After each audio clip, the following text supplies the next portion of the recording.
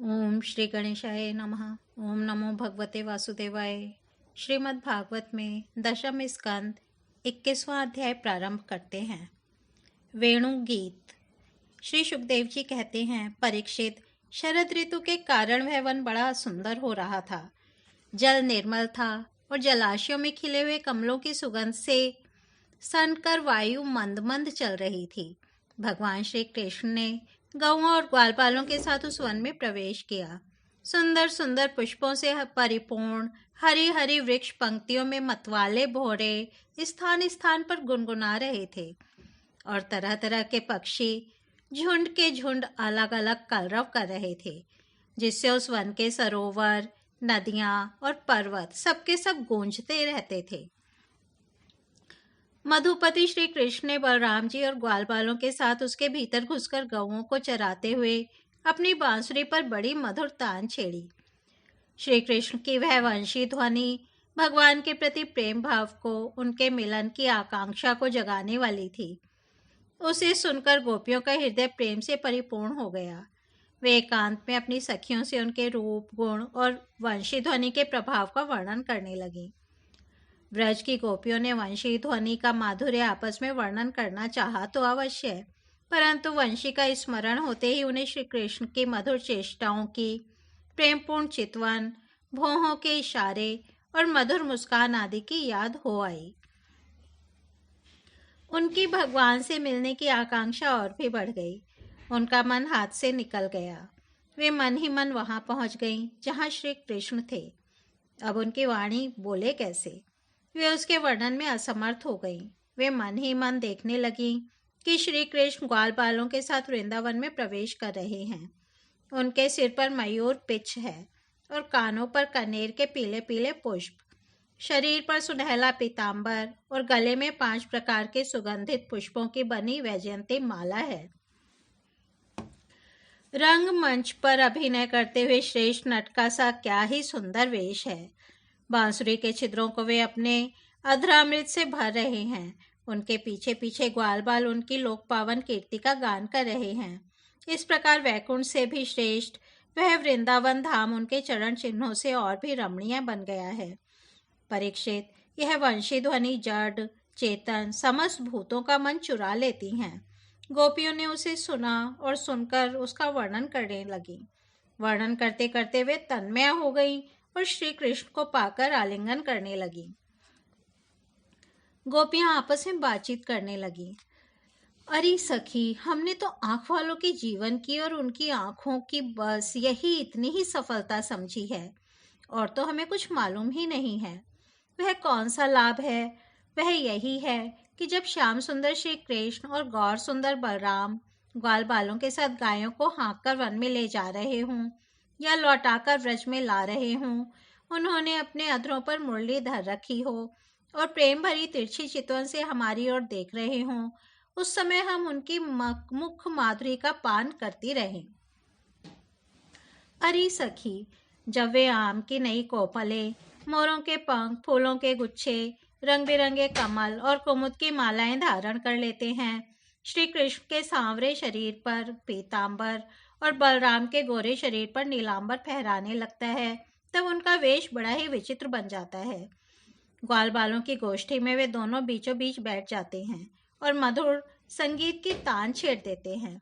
मेरी प्यारी सखी, उस समय ऐसा जान पड़ता है मानो 2 चतुर नट रंगमंच पर अभिनय कर रहे हों। मैं क्या बताऊं कि उस समय उनकी कितनी शोभा होती है। अरे गोपियों, यह वेणु पुरुष जाति का होने पर भी पूर्व जन्म में न जाने ऐसा कौन सा साधन भजन कर चुका है कि हम गोपियों की अपनी संपत्ति दामोदर के अधरों की सुधा स्वयं ही इस प्रकार पिए जा रहा है कि हम लोगों के लिए थोड़ा सा भी रस शेष नहीं रहेगा। इस वेणु को अपने रस से सींचने वाली हृदयनियां आज कमलों के मिस रोमांचित हो रही हैं और अपने वंश में भगवत प्रेमी संतानों को देखकर श्रेष्ठ पुरुषों के समान वृक्ष भी इसके साथ अपना संबंध जोड़कर आंखों से आनंद अश्रु बहा रहे हैं। अरे सखी, यह वृंदावन वैकुंठ लोक तक पृथ्वी की कीर्ति का विस्तार कर रहा है। क्योंकि यशोदानंदन श्री कृष्ण के चरण कमलों के चिन्हों से यह चिन्हित हो रहा है। सखी, जब श्री कृष्ण अपनी मुनिजन मोहिनी मुरली बजाते हैं तब मोर मतवाले होकर उसकी ताल पर नाचने लगते हैं। यह देखकर पर्वत की चोटियों पर विचरने वाले सभी पशु पक्षी चुपचाप शांत होकर खड़े रह जाते हैं। अरे सखी, जब प्राण वल्लभ श्री कृष्ण विचित्र वेश धारण करके बांसुरी बजाते हैं तब मूढ़ बुद्धि वाली ये हरिणियां भी वंशी की तान सुनकर अपने पति कृष्ण सार मृगों के साथ नंदन वन के पास चली आती हैं और अपनी प्रेम भरी बड़ी बड़ी आंखों से उन्हें निहारने लगती हैं। निरखती क्या है, अपनी कमल के समान बड़ी बड़ी आंखें श्री कृष्ण के चरणों पर निछावर कर देती हैं और श्री कृष्ण की प्रेम भरी चितवन के द्वारा किया हुआ अपना सत्कार स्वीकार करती हैं। वास्तव में उनका जीवन धन्य है। हम वृंदावन की गोपी होने पर भी इस प्रकार उन पर अपने को निछावर नहीं कर पाती। हमारे घर वाले कुढ़ने लगते हैं। कितनी विडंबना है। अरे सखी, हरिणियों की तो बात ही क्या है। स्वर्ग की देवियां जब युवतियों को आनंदित करने वाले सौंदर्य और शील के खजाने श्री कृष्ण को देखती हैं और बांसुरी पर उनके द्वारा गाया हुआ मधुर संगीत सुनती हैं, तब उनके चित्र विचित्र आलाप सुनकर वे अपने विमान पर ही सुदबुद खो बैठती हैं, मूर्छित हो जाती हैं। यह कैसे मालूम हुआ सखी? सुनो तो, जब उनके हृदय में श्री कृष्ण से मिलने की तीव्र आकांक्षा जग जाती है तब वे अपना धीरज खो बैठती हैं, बेहोश हो जाती हैं। उन्हें इस बात का भी पता नहीं चलता कि उनकी चोटियों में गुंथे हुए फूल पृथ्वी पर गिर रहे हैं।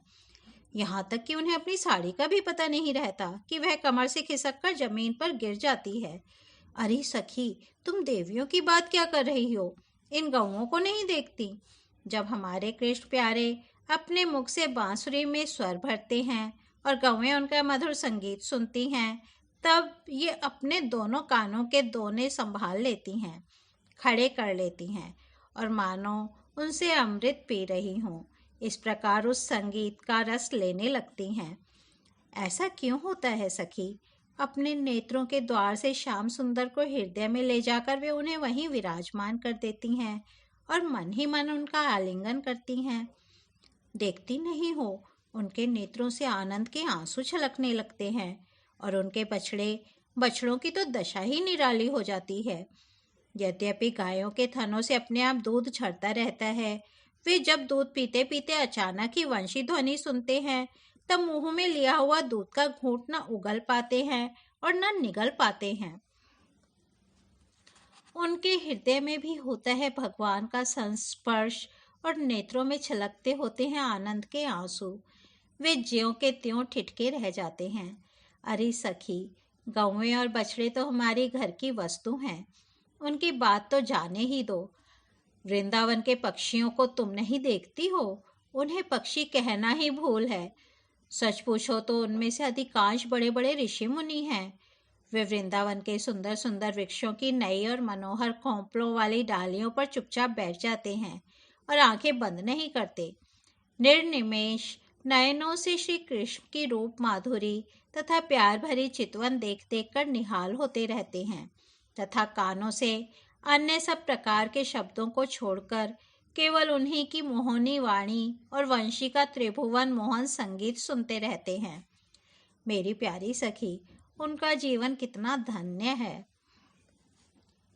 अरे देखो, देवता गौओं और पक्षियों की बात क्यों करती हो? वे तो चेतन हैं। इन जड़ नदियों को नहीं देखती? इनमें जो भंवर दिख रहे हैं उनसे इनके हृदय में श्याम सुंदर से मिलने की तीव्र आकांक्षा का पता चलता है। उसके वेग से ही तो इनका प्रवाह रुक गया है। इन्होंने भी प्रेम स्वरूप श्री कृष्ण की वंशी ध्वनि सुन ली है। देखो देखो, ये अपनी तरंगों के हाथों से उनके चरण पकड़कर कमल के फूलों का उपहार चढ़ा रही हैं और उनका आलिंगन कर रही हैं, मानो उनके चरणों पर अपना हृदय ही निछावर कर रही हैं। अरे सखी, ये नदियां तो हमारी पृथ्वी की, हमारे वृंदावन की वस्तुएं हैं। तनिक इन बादलों को भी देखो। जब वे देखते हैं कि वृज राजकुमार श्री कृष्ण और बलराम जी ग्वाल बालों के साथ धूप में गौवें चरा रहे हैं और साथ साथ बांसुरी भी बजाते जा रहे हैं, तब उनके हृदय में प्रेम उमड़ आता है। वे उनके ऊपर मंडराने लगते हैं और वे श्याम घन अपने सखा घनश्याम के ऊपर अपने शरीर को ही छाता बनाकर तान देते हैं। इतना ही नहीं सखी, वे जब उन पर नन्ही नन्ही फुहियों की वर्षा करने लगते हैं तब ऐसा जान पड़ता है कि वे उनके ऊपर सुंदर सुंदर श्वेत कुसुम चढ़ा रहे हैं। नहीं सखी, उनके बहाने वे तो अपना जीवन ही निछावर कर देते हैं। अरे भटू, हम तो वृंदावन की इन भीलनियों को ही धन्य और कृतकृत्य मानती हैं। ऐसा क्यों सखी? इसलिए कि इनके हृदय में बड़ा प्रेम है। जब ये हमारे कृष्ण प्यारे को देखती हैं तब इनके हृदय में भी उनसे मिलने की तीव्र आकांक्षा जाग उठती है। इनके हृदय में भी प्रेम की व्याधि लग जाती है। उस समय ये क्या उपाय करती हैं यह भी सुन लो।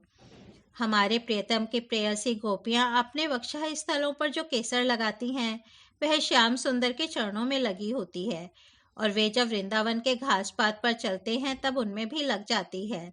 ये सौभाग्यवती भीलनियां उन्हें उन तिनकों पर से छुड़ाकर अपने स्तनों और मुखों पर मल लेती हैं और इस प्रकार अपने हृदय की प्रेम पीड़ा शांत करती हैं।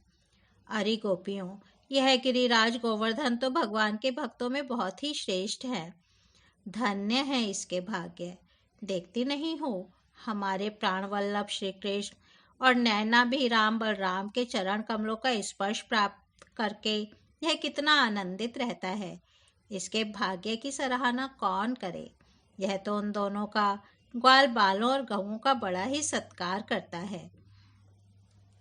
स्नान पान के लिए झरनों का जल देता है, गऊओं के लिए सुंदर हरी हरी घास प्रस्तुत करता है, विश्राम करने के लिए कंदराएं और खाने के लिए कंदमूल फल देता है।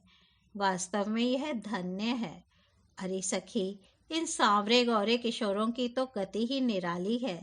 जब वे सिर पर नौवना, धोते समय गाय के पैर बांधने की रस्सी लपेटकर और कंधों पर फंदा, भागने वाली गाय को पकड़ने की रस्सी रखकर गायों को एक वन से दूसरे वन में हाँक कर ले जाते हैं, साथ में ग्वाल बाल भी होते हैं और मधुर मधुर संगीत गाते हुए बांसुरी की तान छेड़ते हैं, उस समय मनुष्यों की तो बात ही क्या, अन्य शरीरधारियों में भी चलने वाले चेतन पशु पक्षी और जड़ नदी आदि तो स्थिर हो जाते हैं तथा अचल वृक्षों को भी रोमांच हो आता है। जादू भरी वंशी का और क्या चमत्कार सुनाऊं। परीक्षित, वृंदावन विहारी श्री कृष्ण की ऐसी ऐसी एक नहीं अनेक लीलाएं हैं। गोपियां प्रतिदिन आपस में उनका वर्णन करती और तन्मय हो जाती। भगवान की लीलाएं उनके हृदय में स्फुरित होने लगती। इस तरह से श्रीमद् भागवत में दशम स्कंद 21वां अध्याय समाप्त होता है।